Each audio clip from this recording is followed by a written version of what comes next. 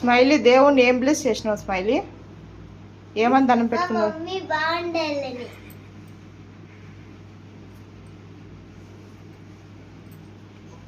నువ్వేం దండం పెట్టుకున్నావే?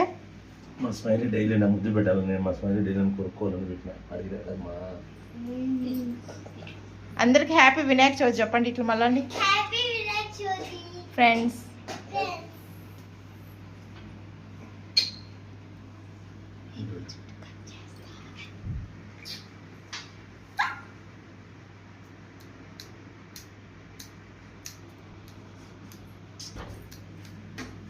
నా బదులు కూడా హ్యాపీ వినాయక చవితి ఫ్రెండ్స్.